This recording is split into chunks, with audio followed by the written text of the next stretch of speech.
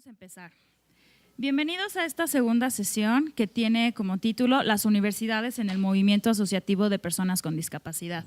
Vamos a comenzar con la intervención de la doctora Beatriz Miranda Galarza. Y ella es doctora en Disability Studies por la Leeds University. Impartió cursos sobre discapacidad y desarrollo y salud pública internacional en la Amsterdam University College. Ha estado involucrada en el campo de la discapacidad y el desarrollo desde 1994, trabajando con agencias de cooperación internacional en América Latina. Actualmente coordina el área de estudios críticos de la discapacidad en 17 Instituto de Estudios Críticos, donde dirige asimismo la consultoría, el brazo aplicativo del instituto. Bienvenida, doctora, y vamos a empezar con su intervención. Gracias. Bueno, muy buenos días y quiero empezar agradeciendo primeramente la invitación por parte de la doctora Guadalupe Barrena, con quien debo decir se ha establecido un diálogo muy rico y de mucho intercambio, no solamente a nivel personal, sino también con 17 Institutos de Estudios Críticos. Me da mucha alegría además que mi presentación continúe a la presentación de Benjamín, porque como ustedes escucharán, tiene mucha relación. Guadalupe me había solicitado trabajar un poquito lo que ha sido la conexión entre el movimiento asociativo de personas con discapacidad y la universidad.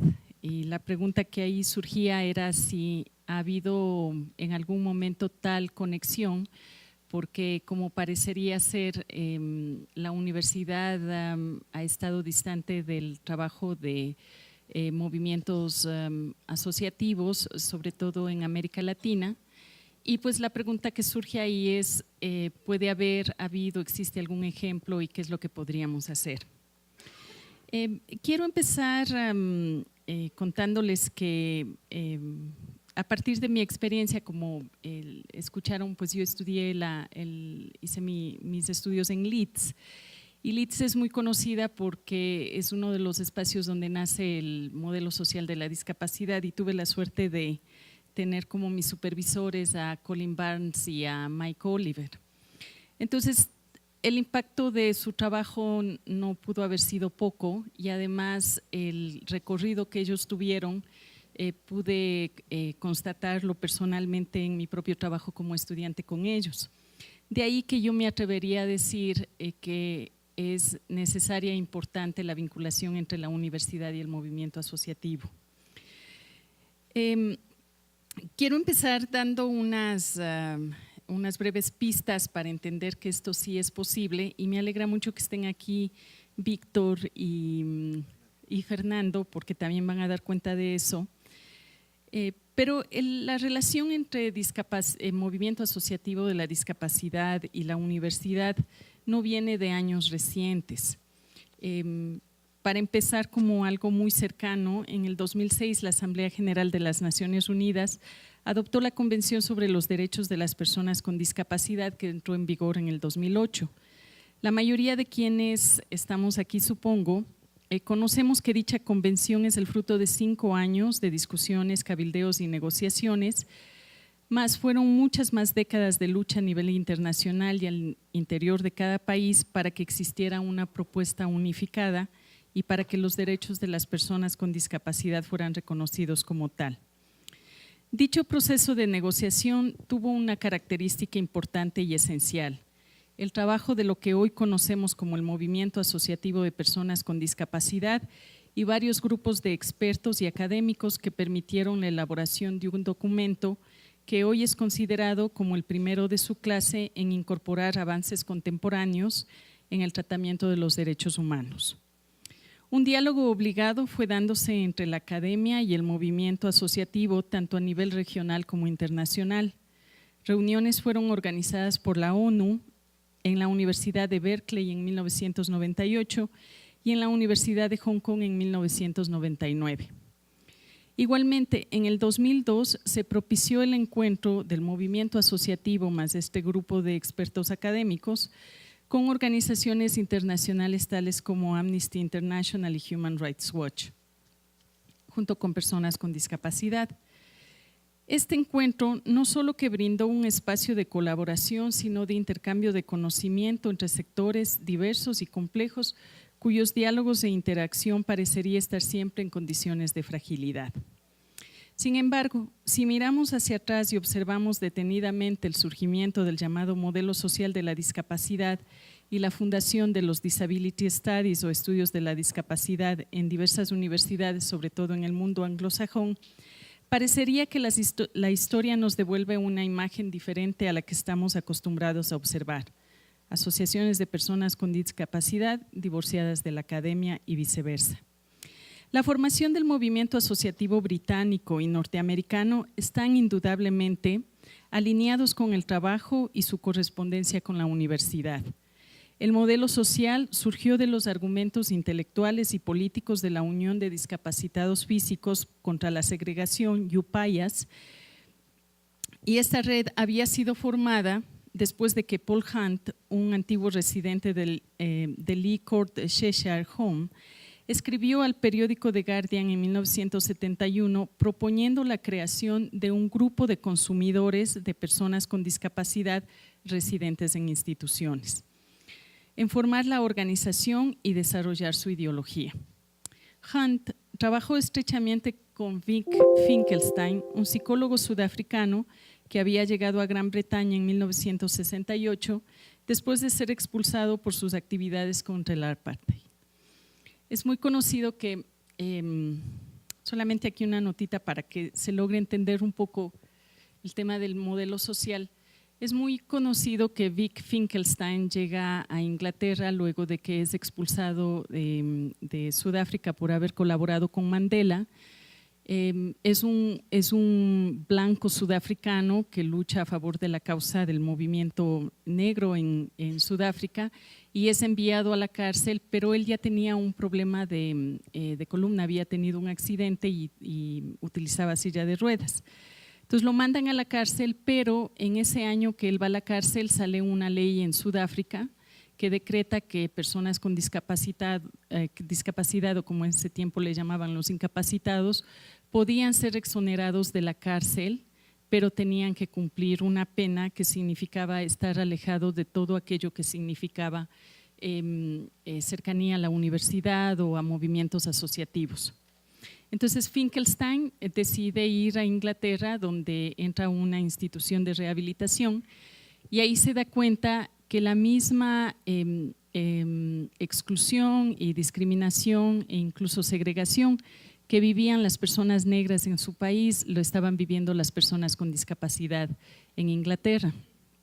Entonces, en su encuentro con Paul Hunt, que es un psicólogo que estaba internado en una institución en aquel tiempo, empiezan a conversar sobre qué es esto de la discapacidad, dónde está la discapacidad, si de verdad la discapacidad radicaba en el cuerpo o estaba en estas estructuras que oprimían a lo que Benjamín ahora mencionaba, aquello que es los residuos, ¿no? Entonces, de ahí sale un acercamiento del análisis de la discapacidad al marxismo. O sea, el modelo social de la discapacidad, algo que es muy poco analizado, tiene una profunda raíz política. El modelo social de la discapacidad surge a partir de un análisis, bueno, por lo menos en el lado británico, surge a partir de un análisis de la teoría marxista, que implicaba reconocer que los individuos, quienes estaban fuera del modelo de producción tal como estaba concebido, eran individuos oprimidos y por tanto había que buscar una vida una vida también de emancipación. Entonces, esto para contarles un poquito cómo va surgiendo este encuentro entre Finkelstein y estos individuos que ya se encontraban trabajando en Gran Bretaña por generar un cambio en el entendimiento de lo que era la discapacidad. Surge entonces así UPAYAS, que es la Unión de Personas con Discapacidad Física contra la Segregación, que era un pequeño pero sólido grupo de personas con discapacidad inspirados por el marxismo, que rechazó las campañas liberales y reformistas de otras organizaciones de personas con discapacidad que en ese momento existían, como el llamado Grupo de Ingresos por la Discapacidad y la Alianza para la Discapacidad, que eran movimientos asociativos que habían surgido, pero que a diferencia de Yupayas, lo que ellos pedían era, por ejemplo, el reconocimiento de bonos por parte del Estado. En fin, trataban de confirmar una política asistencialista por parte del Estado.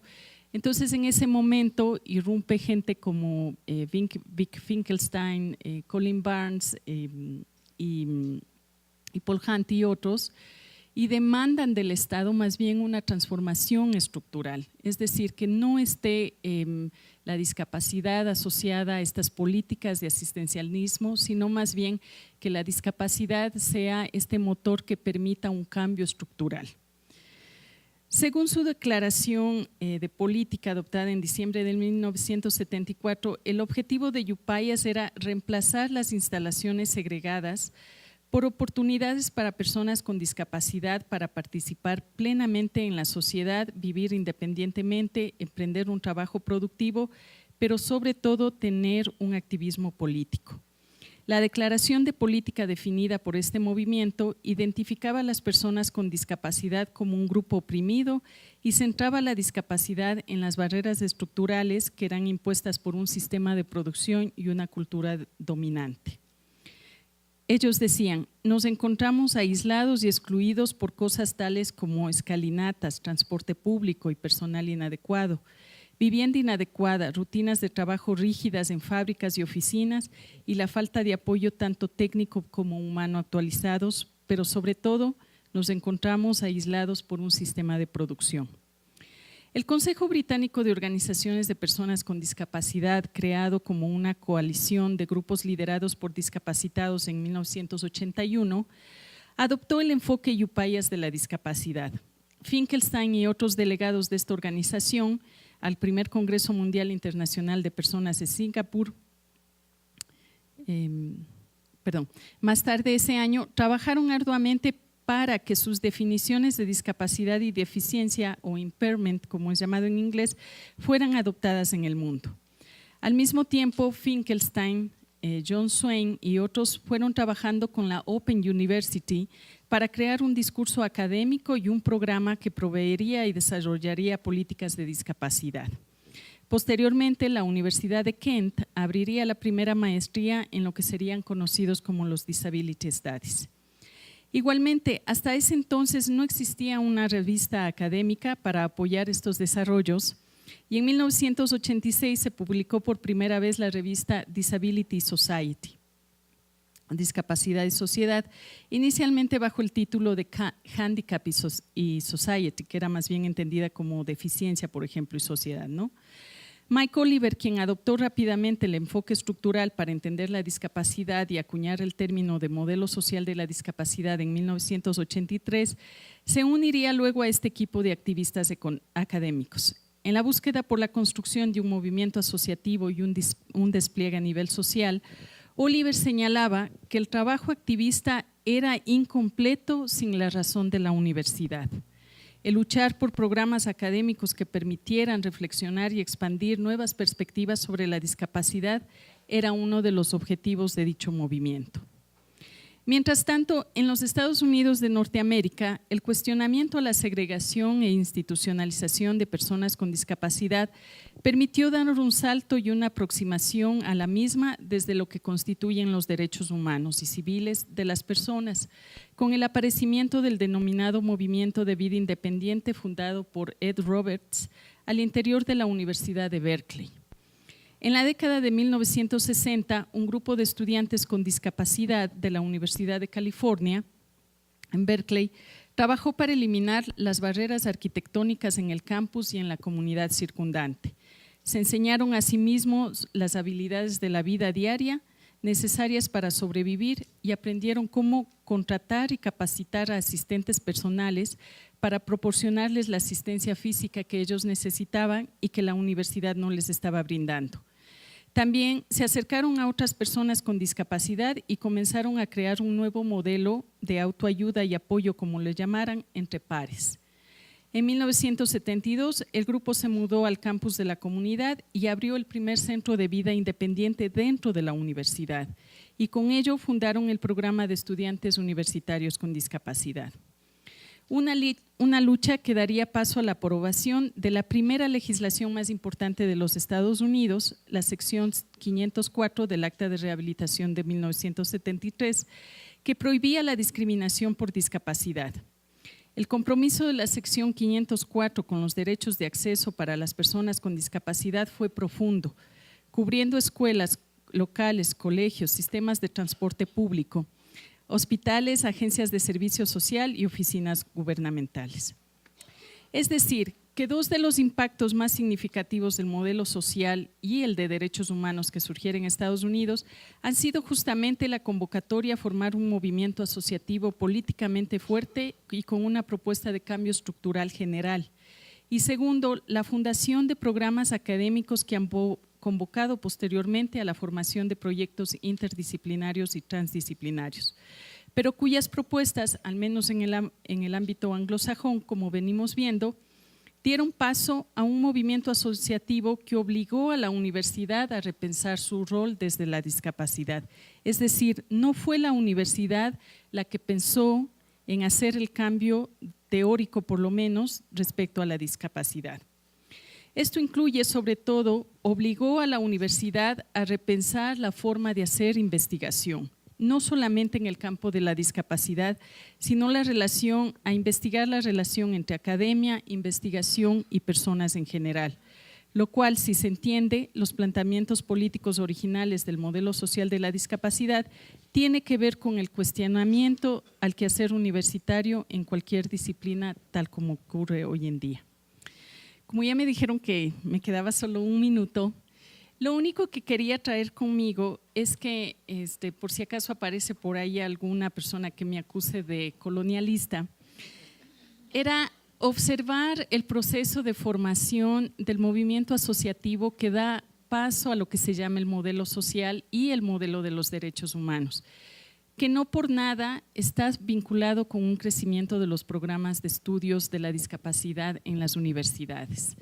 Sé que tenemos aquí compañeros de Colombia y de Argentina quienes nos hablarán de qué es lo que está pasando en la parte sur de América, pero quizá una de las preguntas que nos queda pendiente aquí, y que me refiero más bien a uno de los escritos de Derrida que les invito a leer sobre la universidad, es ¿qué es la universidad? Y desde dónde la discapacidad está cambiando o transformando a esta universidad. Si lo está haciendo, si eso está sucediendo. Quizá es la pregunta que también Benjamín dejó marcado, ¿no? ¿Qué hace la discapacidad a la universidad y no qué hace la universidad a la discapacidad? O quizá a partir del efecto de la discapacidad en la universidad, ¿qué está haciendo la universidad hacia afuera? Muchas gracias.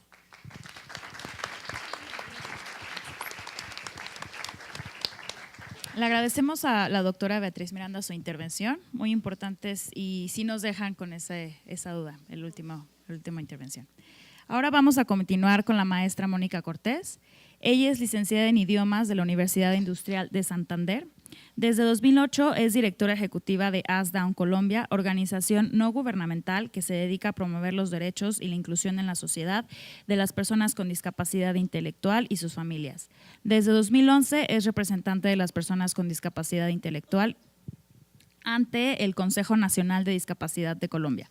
Forma parte de Inclusión International, de la Red Regional por la Educación Inclusiva, de la Federación Iberoamericana de Síndrome de Down y la Red Latinoamericana de Organizaciones de Discapacidad. Adelante, maestra. Bueno, buenos días. Muchas gracias a Guadalupe por el esfuerzo. Sabemos lo que implica todos abrir estos espacios y lograrlo. Como les contaba nuestra moderadora, soy docente de profesión y bueno, estoy en este tema hace ya 19 años, ayer estaba cumpliendo años mi hijo, 19 años caminando al lado de él y entendiendo un poco todo esto que que hemos tenido que vivir en el activismo, en luchar por sus derechos, por su inclusión en la sociedad y de paso entender lo que pasa con nuestro movimiento asociativo de personas con discapacidad, al que pertenezco, al que acompaño activamente, y bueno, es un poco de nuestra experiencia como movimientos asociativos lo que les quiero compartir y de ese trabajo que hemos logrado hacer en alianzas estratégicas con la academia, porque como lo presentaba Beatriz, yo creo que en estos años ha crecido muchísimo en fortaleza el movimiento asociativo, pero también han crecido las rivalidades con la academia.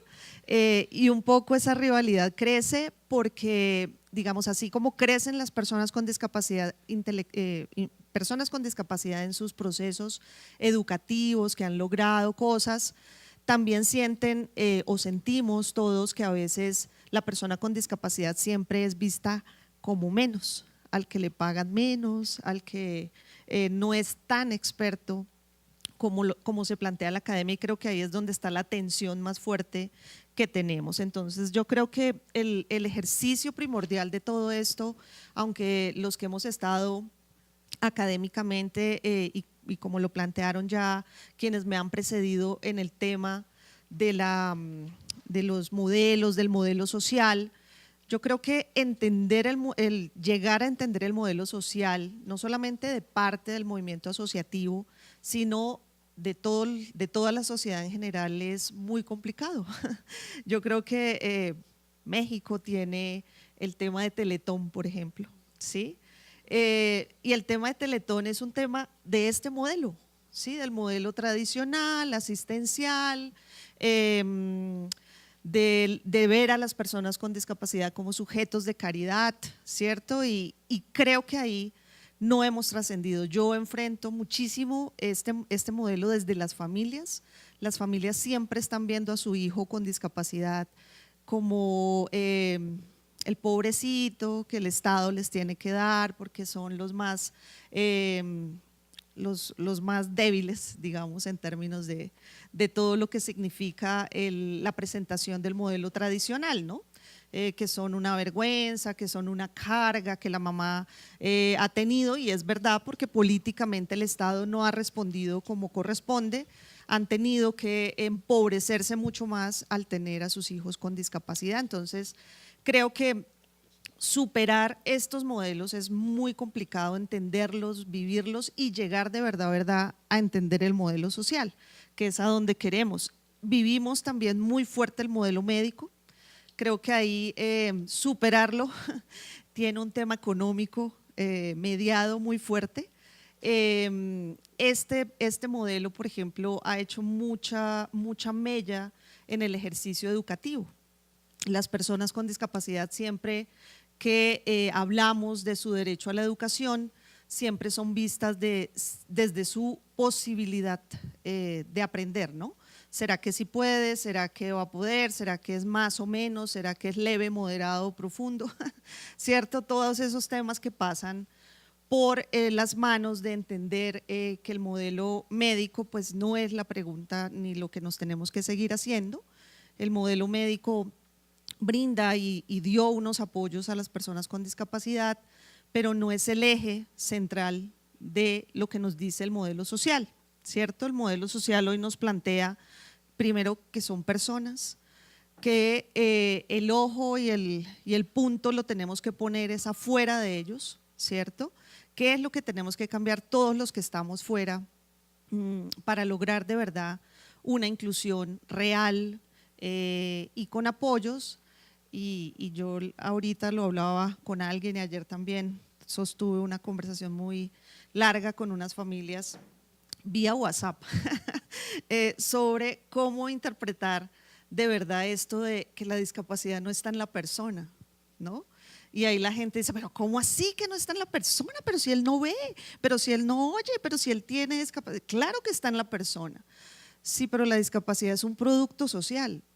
¿Sí? Si la persona camina y la forma como camina es en su silla de ruedas, pues es que así es que camina, ¿cierto? Y tenemos que ver es afuera de él cómo es que vamos a hacer los ajustes y apoyos.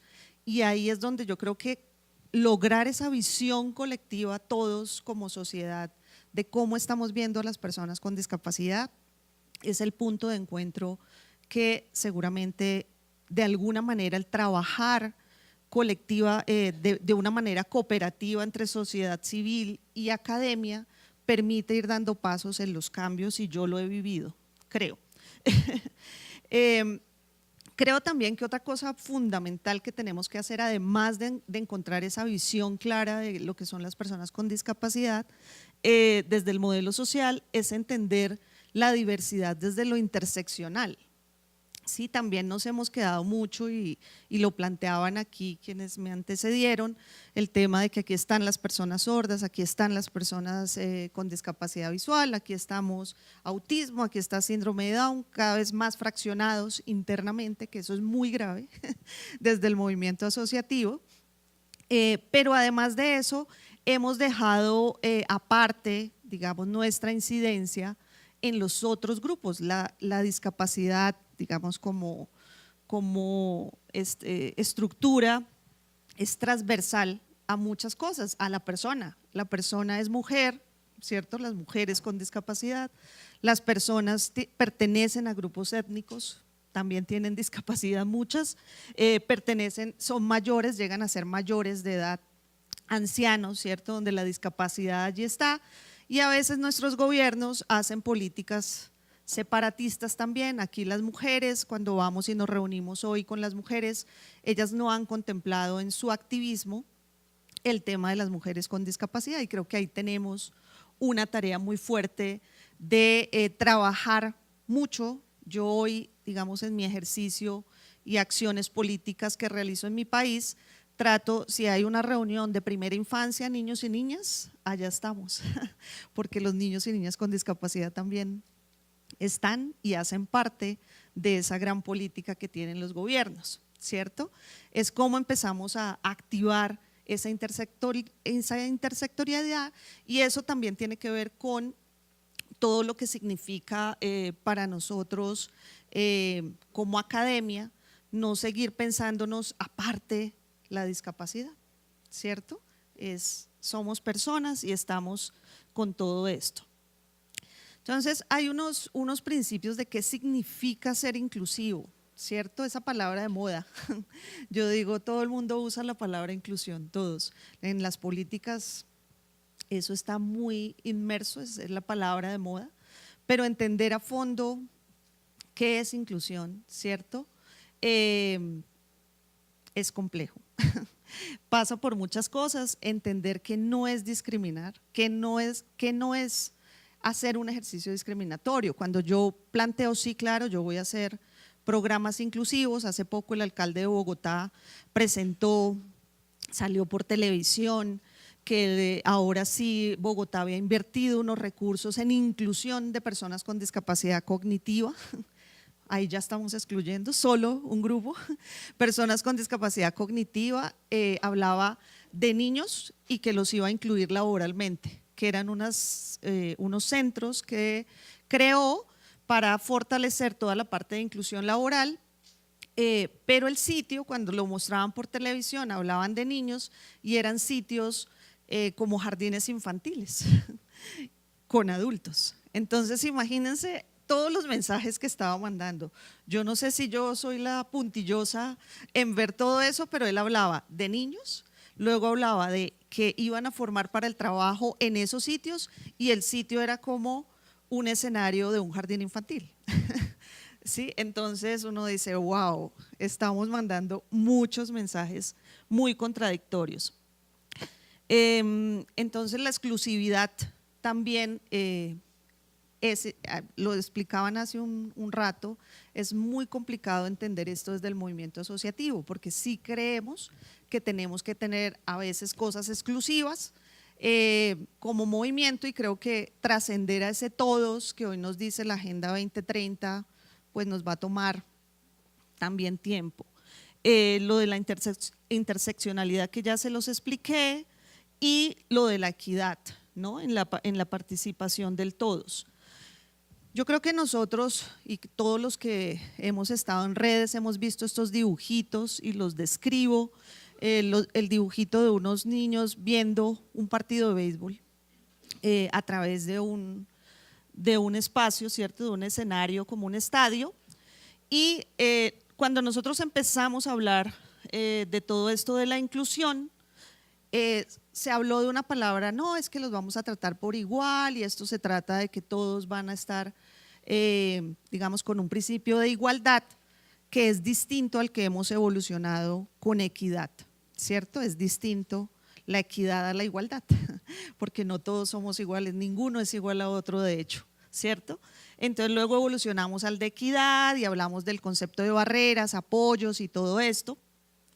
Y hemos llegado al concepto de inclusión, que quiere decir que ya no es tan preciso el apoyo, porque también ese tema de los apoyos ha complejizado el ejercicio, es que es muy costoso incluir a las personas con discapacidad, porque yo tengo que hacer miles de cosas, y hoy estamos encontrando que la inclusión es hacer las cosas accesibles para todos, ¿cierto? Si yo pongo una rampa no es solo para la persona con silla de ruedas, es para porque es mejor para todos. A mí no me gusta subir escaleras, por ejemplo, ¿sí? Es mejor para todos, para los adultos mayores, ¿cierto? Es mejor para todos. Si yo tengo una escuela incluyente de verdad con estrategias para todos, es mejor para todos. Y por supuesto, revolución es que todos podamos estar sin ningún, digamos, ejercicio que nos implique tantas cosas. Entonces, termino con algunos ejemplos que hemos logrado. Nosotros como organización hemos trabajado seguramente con el espacio universitario que logramos transformar, a veces toma tiempo esa transformación.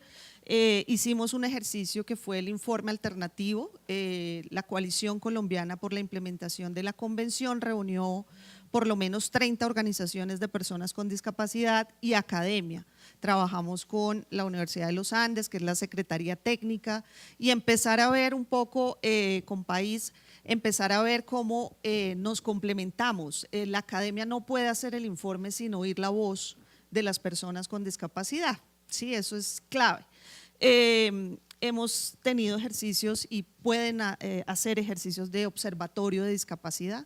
El observatorio, hay una universidad en Colombia que se llama la Universidad Nacional, ellos generaron el observatorio de discapacidad, pero por supuesto eso no puede ser solo de academia, tienen que oír la voz de las personas con discapacidad y generar esos ejercicios de participación. Nosotros también hemos logrado gestionar proyectos juntos, academia y organizaciones de la sociedad civil. Trabajamos, por ejemplo, con la parte de derechos en todo lo de capacidad legal. Nosotros queremos eliminar la figura de la interdicción y seguramente lo queremos desde la sociedad civil, pero no sabemos cómo se formula una ley.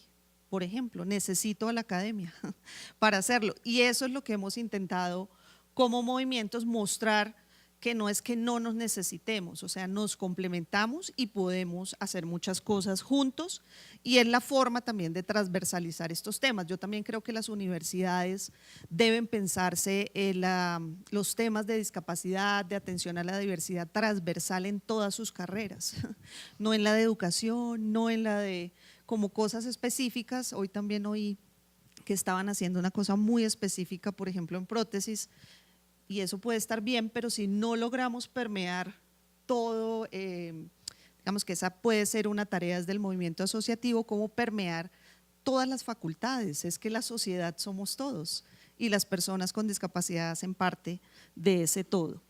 Espacios de formación, pasantías, es como espacios también que hemos construido.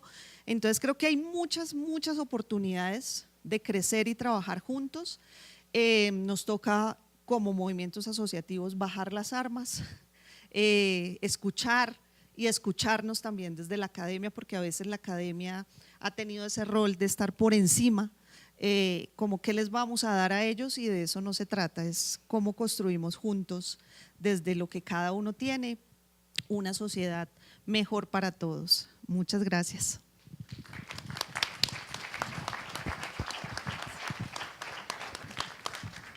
Muchas gracias, maestra, por sus comentarios. Vamos a continuar con con la intervención del maestro Víctor Hugo Gutiérrez Rodríguez. Él nació con distrofia muscular, una enfermedad crónica degenerativa que le genera una discapacidad motriz. Cursó la licenciatura en Estudios Latinoamericanos, la maestría en Estudios Latinoamericanos, ambas de la UNAM, y es candidato a doctor por el mismo programa de posgrado. Su proyecto de investigación doctoral gira en torno a las representaciones sobre la discapacidad en el cuento latinoamericano escrito en el siglo XX. Sus líneas de investigación son los estudios literarios y los estudios críticos sobre discapacidad. Desde 2006 escribe ensayos sobre la experiencia con la enfermedad, la discapacidad y la literatura, 3 de los cuales han sido finalistas en distintos certámenes de ensayo, 2 a nivel UNAM y otro a nivel nacional. A partir de 2017 participa activamente en espacios alternativos sobre discapacidad y es miembro de Red UNAM y del colectivo La Lata. Muchas gracias. Hola, gracias a Guadalupe y a Luis por la invitación. Quiero empezar con la importancia que ha tenido para mí la literatura, por eso traigo el libro que está ahí de frente de Guadalupe Nettel, el cual lo voy a regalar. Al final, cualquier persona que lo quiera, más si es una persona con discapacidad, lo puede tomar con toda confianza. Y también es para motivar a generar investigaciones que se salgan de las áreas tradicionales que comúnmente estamos acostumbrados en la academia en México e intuyo que también en América Latina. Es una guía que muestra un tema para investigar desde la literatura. El libro es El huésped, de Guadalupe Nettel, quien actualmente es directora de la revista de la Universidad Nacional Autónoma de México.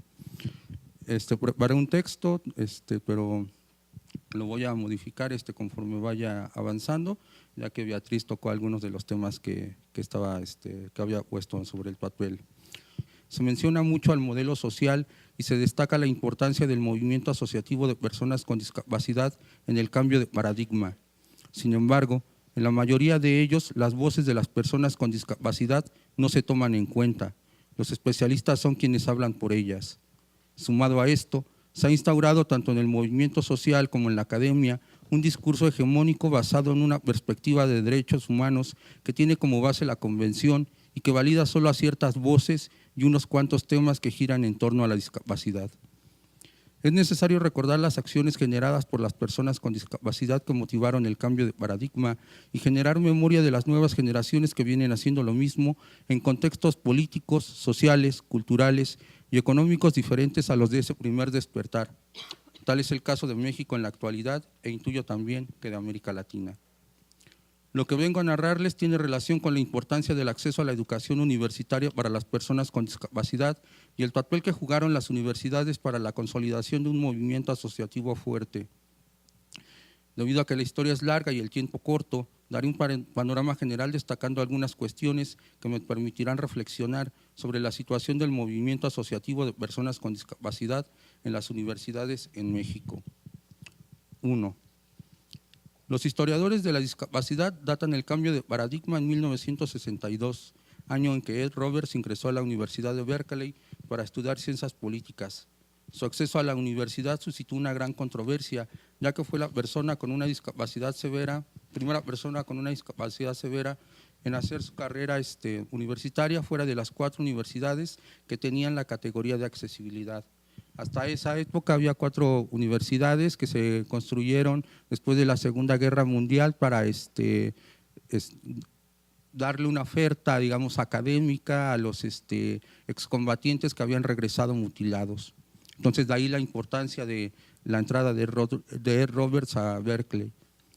En esa época, este recinto universitario era un entorno inaccesible y no contaba con un dormitorio con las condiciones para albergar el pulmón de acero que él necesitaba para respirar. El único sitio propicio fue la enfermería, donde se le acondicionó un cuarto. El caso de Ed sirvió como ejemplo para que más personas con discapacidades físicas enviaran solicitudes de admisión a la Universidad de Berkeley. De esta manera, hacia 1967, había 12 estudiantes con discapacidad viviendo con él en la enfermería, la cual se convirtió en el centro de operaciones donde comenzaron a delinear las acciones que les permitirían vivir de manera independiente y de generar cambios en la universidad. En 1970, sus acciones empezaron a dar frutos.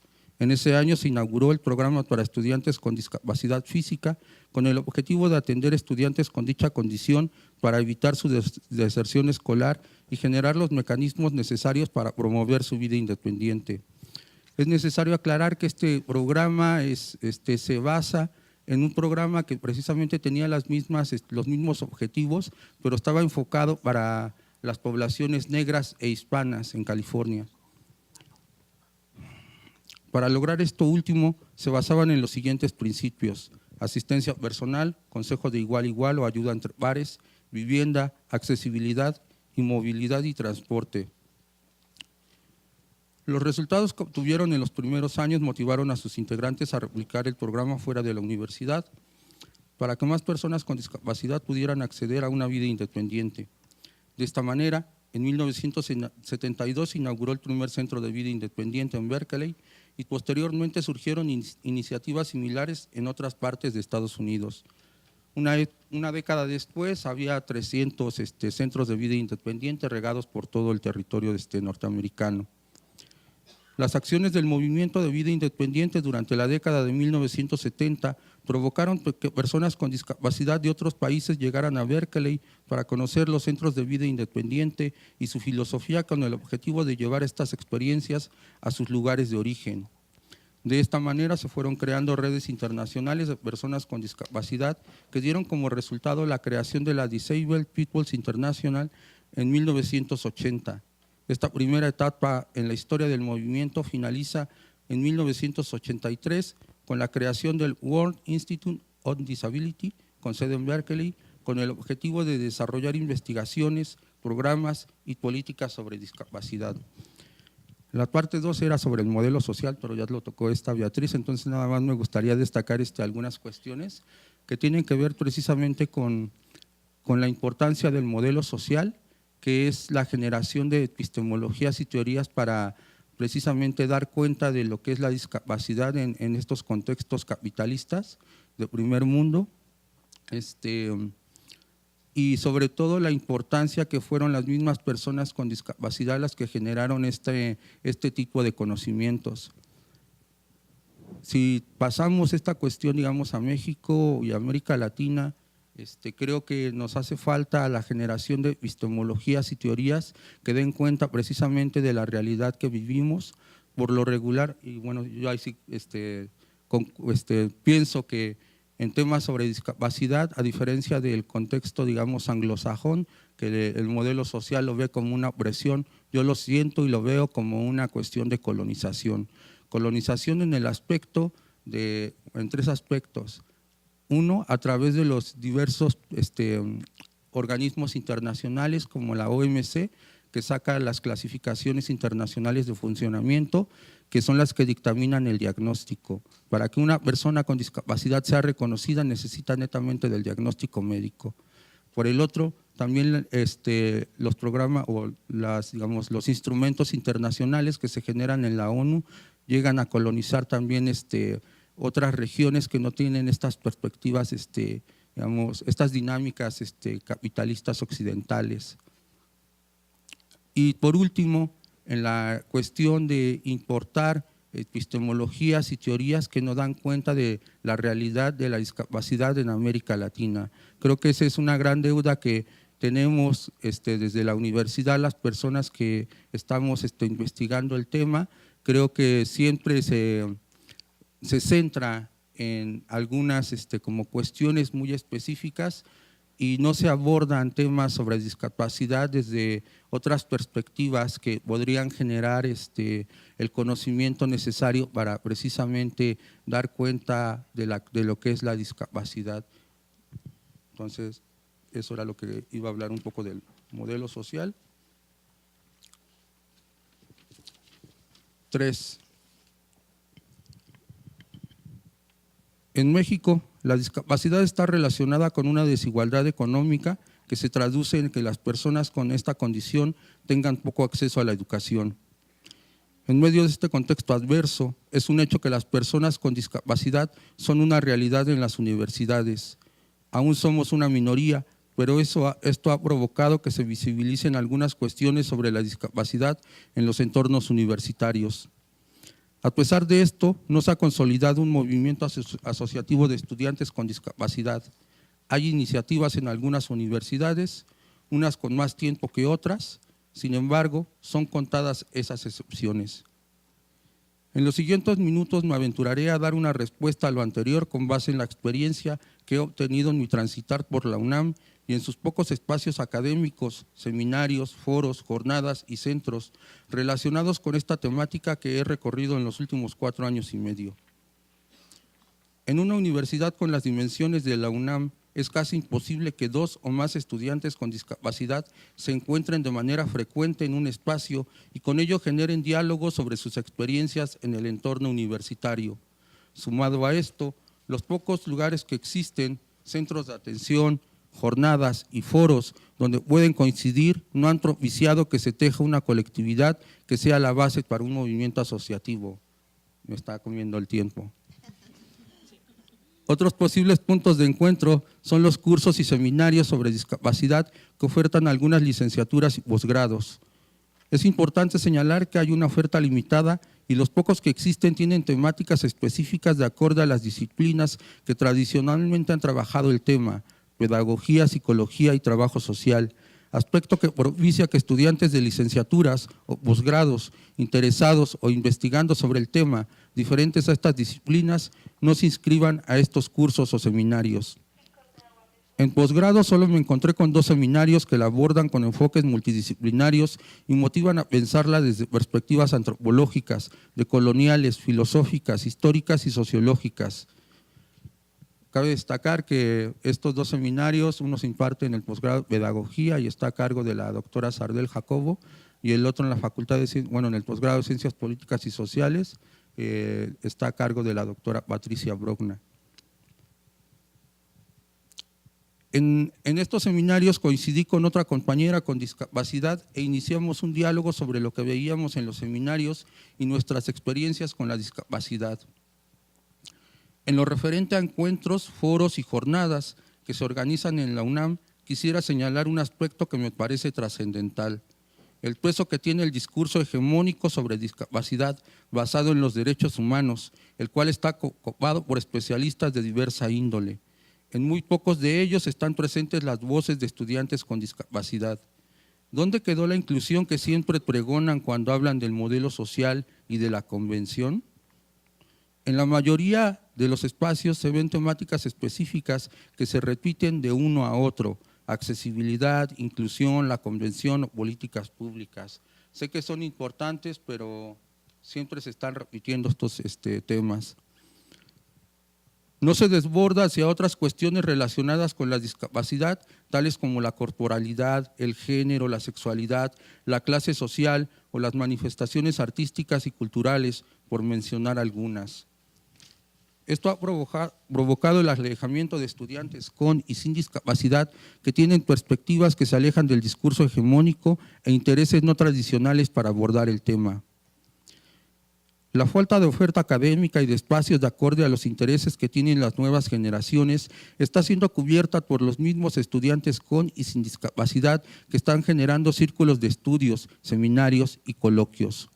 Como muestra de lo anterior está el coloquio de estudios críticos sobre discapacidad que organizó el colectivo La Lata en mayo del 2018 en la ENS. Junto con los compañeros que conformamos el colectivo vimos la necesidad de crear un espacio alternativo a los que ya existían en la UNAM o en otras universidades sobre discapacidad. Entonces eso fue lo que nos orilló a generarlo. Ahorita estamos trabajando para que en este año también tenga lugar el coloquio. No va a ser en mayo, va a ser en agosto, va a ser de nuevo en la UNAM y va a ser en el Instituto de Investigaciones Antropológicas. La intención de nosotros como colectivo es que el seminario sea itinerante y en un futuro próximo pueda salir también a otras partes de la República. Otro ejemplo es el Seminario contra el Pensamiento Positivo, Neoliberalismo, Discapacidad y Capacitismo, que impartió Jonathan Maldonado, doctorante en el posgrado en Estudios Feministas de la UAM Xochimilco, de septiembre a diciembre del 2018.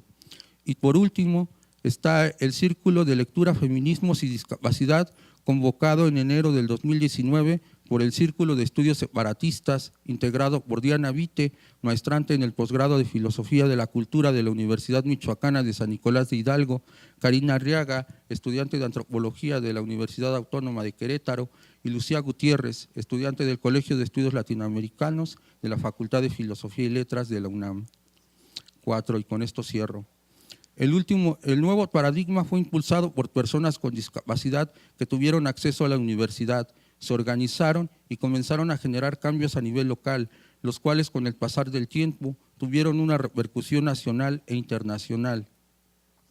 Estos propulsores predicaron un activismo ligado con la investigación. Su apuesta partió de la experiencia personal ligada a un conocimiento académico con el objetivo de propiciar un cambio en lo social y cultural.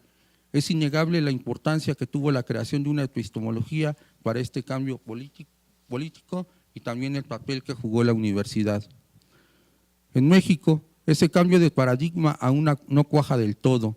Tenemos un movimiento social de personas con discapacidad fragmentado que pelea por diversos intereses particulares de grupos o asociaciones, que no genera alianzas con otros movimientos sociales o resistencias que se encuentran en el país y que necesita urgentemente un recambio de personas con perspectivas diferentes. La universidad jugó un rol determinante en este proceso. Fungió como lugar de encuentro y de laboratorio en el cual se implementaron diversos programas enfocados a la población universitaria con discapacidad que posteriormente se aplicaron a nivel nacional. También fue un espacio donde se generó conocimiento que permitió tener una comprensión más completa de lo que es la discapacidad. En México, la universidad aún no genera cambios significativos en la materia.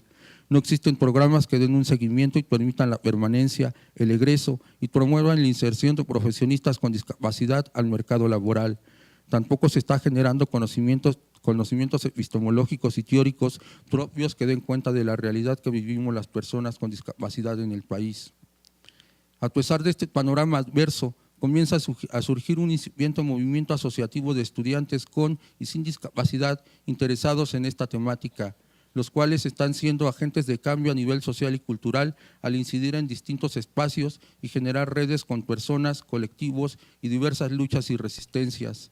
También, a falta de conocimientos epistémicos y teóricos propios, hay algunas iniciativas de estudiantes de posgrado que son innovadoras para repensar algunas cuestiones sobre la discapacidad. Tal es el caso de las propuestas de Diana Vite y Jonathan Maldonado.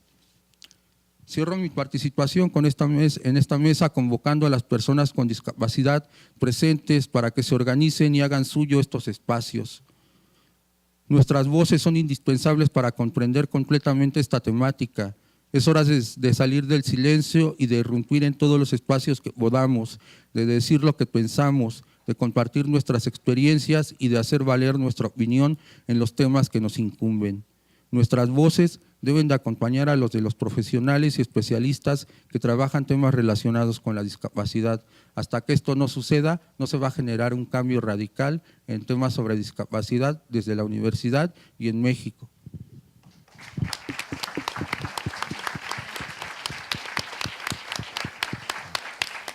Le agradecemos al maestro Víctor Hugo Gutiérrez sus comentarios sobre los temas que hace falta abordar en este movimiento asociativo de personas con discapacidad. Si ya tenemos algunas preguntas por parte de nuestro auditorio, le pedimos por favor a la persona que nos apoya que nos las pase para pasarlas a cada uno de nuestros ponentes y respetando un poco los tiempos. Y vamos a continuar con el licenciado Fernando Polo Martínez. Él es licenciado en Psicología por esta universidad, es miembro activo de la Red de Estudiantes y Egresados con Discapacidad de la UNAM desde 2017, con participación en congresos latinoamericanos de discapacidad y con múltiples participaciones pro inclusión dentro de la UNAM. Adelante.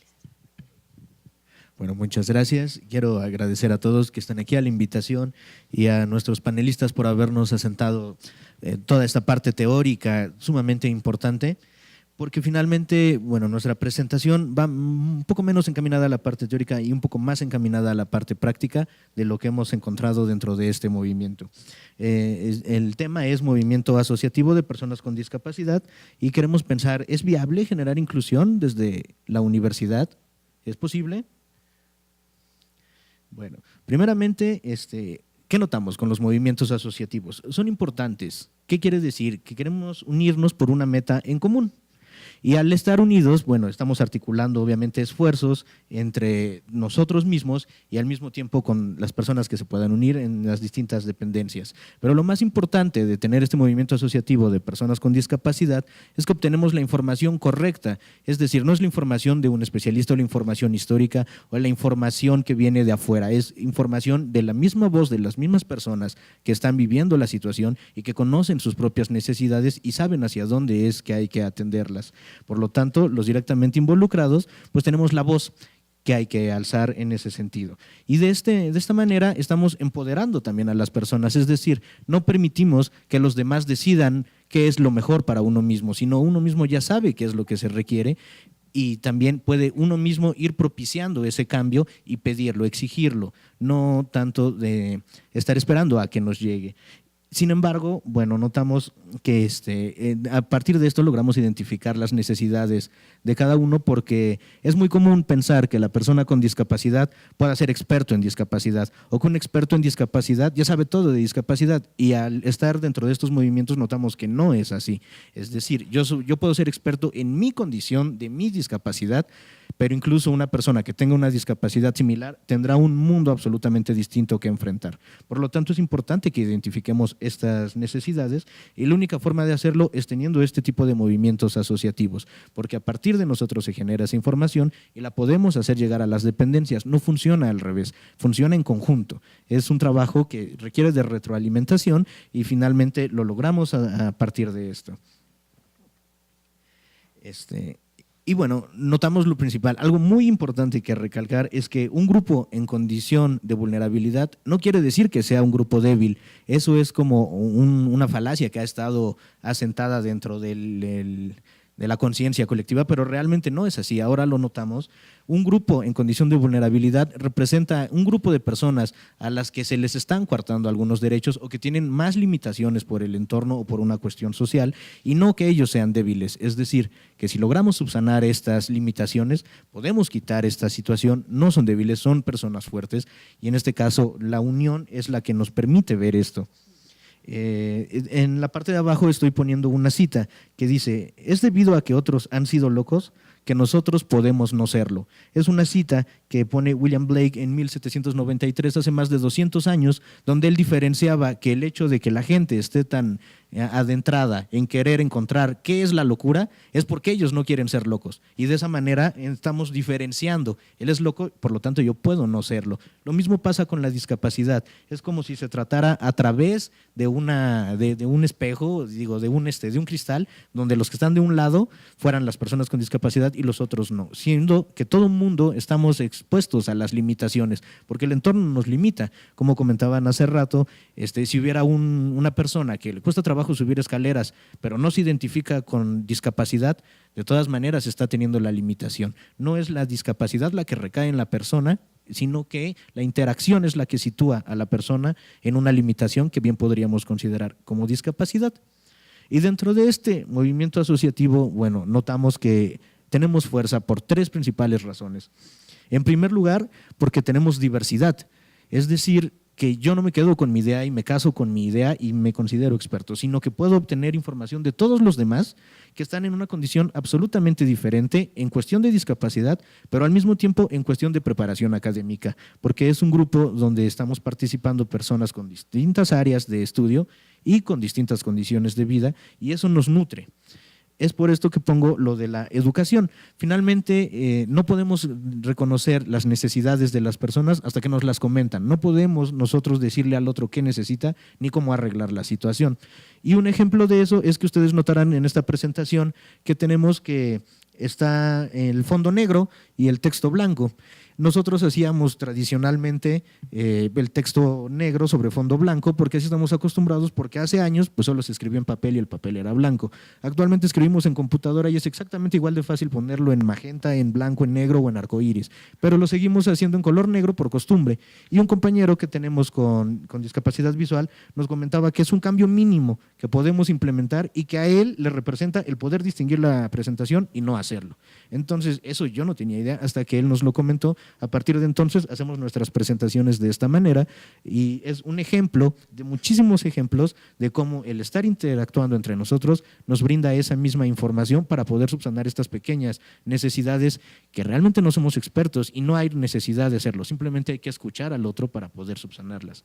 Y de esta forma, bueno, llegamos a lo de la toma de conciencia. Es decir, nosotros mismos nos damos cuenta de que estamos empoderados y de que esta cuestión, como lo mencionaban antes, no es una cuestión de solicitar. No pedimos que se incluya a un sistema ya establecido, sino pedimos que se genere un nuevo sistema a partir del cual todos podamos formar parte activa libre, una parte donde no se coarten los derechos y no es ya con el sistema que ya está establecido, sino lo que pedimos es participación en conjunto para generar un sistema que realmente permita que todo el mundo forme parte libremente.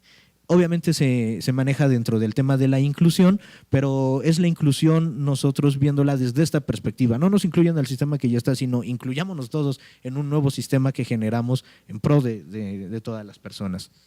Y bueno, a partir de esto es que con estos ideales estamos formando parte de la Red UNAM con 2 Es, que quiere decir Red de Estudiantes y Egresados con Discapacidad de la Universidad Nacional Autónoma de México, de la UNAM.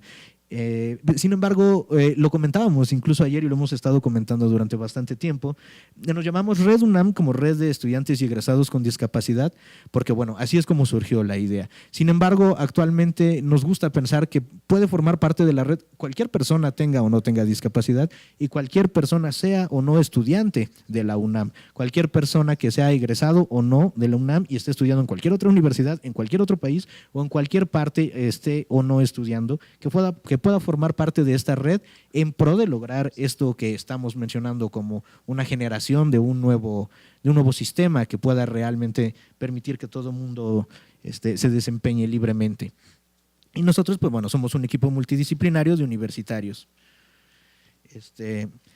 Y ahí pongo una breve semblanza del origen de la red, que surge en el 2017 con un pequeño número de estudiantes con discapacidad de posgrado, que en este caso son únicamente 2 compañeros, como lo mencionaba hace rato Víctor y una compañera, fueron los que tuvieron la idea de generar esta iniciativa. Y bueno, realmente nosotros estamos trabajando en este camino que ellos fueron los que sembraron. Y realmente la intención es que bueno, sea un trabajo que pueda continuar durante mucho tiempo con más personas mientras siguen continuando las generaciones. Y bueno, a través de que se origina esta Red UNAM, bueno, se comienza a aumentar el número de integrantes y notamos también que no es necesario que tú seas miembro de la red y estés todo el tiempo participando en todo porque no sería viable. Podemos aportar de distintas formas, algunos son más expertos en un tema que otros y entonces es como una intermitencia pero constante, digamos. Y bueno, a partir de esto logramos conocer nuestra población y ganar visibilidad y lo que más pretendemos es unir esfuerzos. No queremos restar, no es importante de quién es el logro, lo importante es que se hagan esfuerzos y que se permita que cualquier persona se pueda desarrollar como quiera socialmente.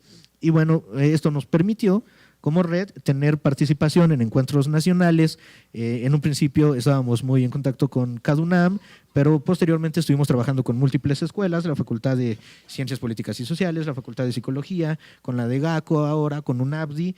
Y bueno, tuvimos también trabajos con la Embajada de Estados Unidos aquí en México y es un trabajo que pretendemos que continúe. A nivel internacional, bueno, también tuvimos la posibilidad de participar con la Universidad Argentina de Lanús y también en el primer encuentro de Centroamérica y México que se llevó a cabo en Guatemala. Esto lo realizamos a través de medios digitales y bueno, pretendemos seguir con este camino. Como Red UNAM, lo que principalmente estamos buscando son pues unir esfuerzos, obviamente, pero lo que estamos haciendo como objetivos más específicos es que pretendemos identificar estudiantes y aspirantes con discapacidad dentro de nuestra universidad, que es hasta donde tenemos mayor alcance, pero no pretendemos identificarlos con un fin estadístico, ni pretendemos identificarlos como para tener una base de datos. Lo importante es que ellos mismos puedan empoderarse, ellos mismos puedan informarse y puedan retroalimentarnos y no lo vamos a poder adquirir a menos que sepamos que ellos existen. Entonces pretendemos que más estudiantes y más aspirantes y más egresados podamos formar parte activa de la red con este tipo de retroalimentación de información. Y con esto mismo, alentar a que más estudiantes con discapacidad puedan formar parte activa de la red en futuras generaciones de estudiantes, que esperamos que se continúe un trabajo, que esto es mínimo el trabajo y que pueda expandirse enormemente a muchísimos más aspectos.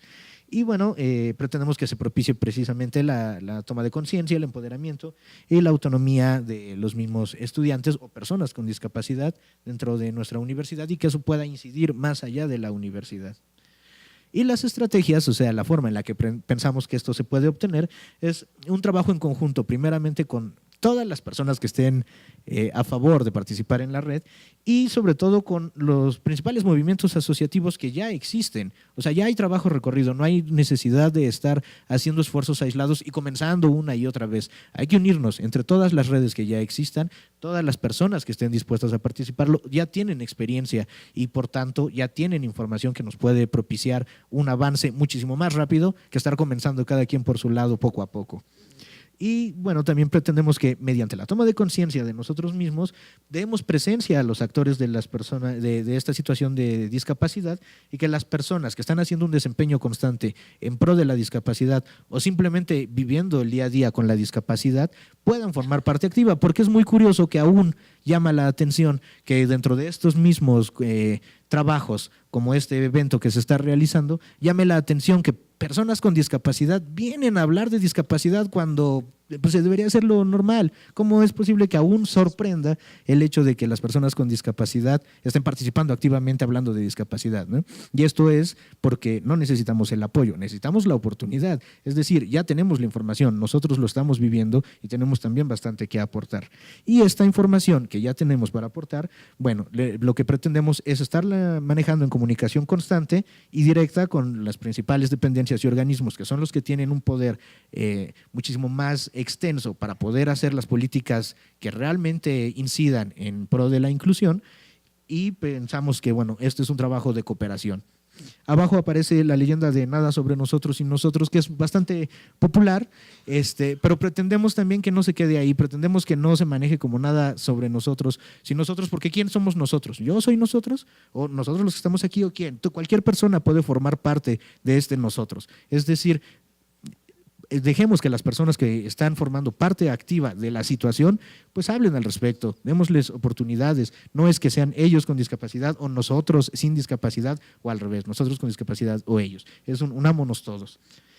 Y bueno, finalmente esto es precisamente para decir que cualquier persona que esté contemplando el poder brindar apoyo en pro de inclusión, es importante trabajar como una red, precisamente, trabajar en conjunto, que todos podamos apoyarnos a todos.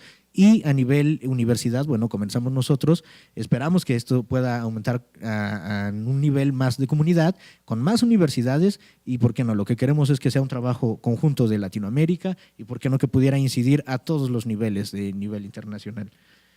Finalmente, bueno, antes de eso quiero recordar esto, parte de que la discapacidad no recae en la persona, sino en la interacción que la persona tiene con el medio en el que se desenvuelve.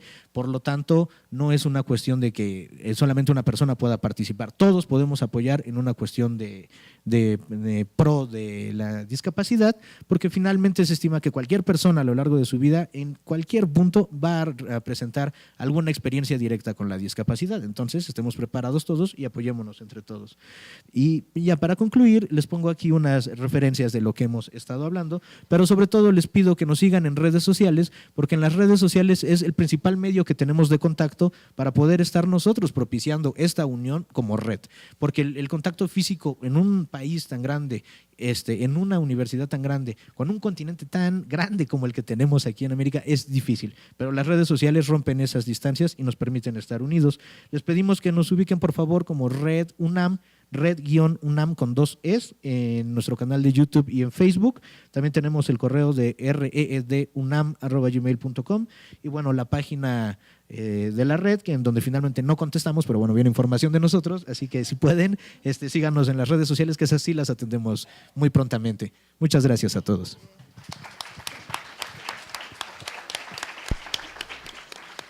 Muchas gracias al licenciado Fernando Polo por sus atentos comentarios.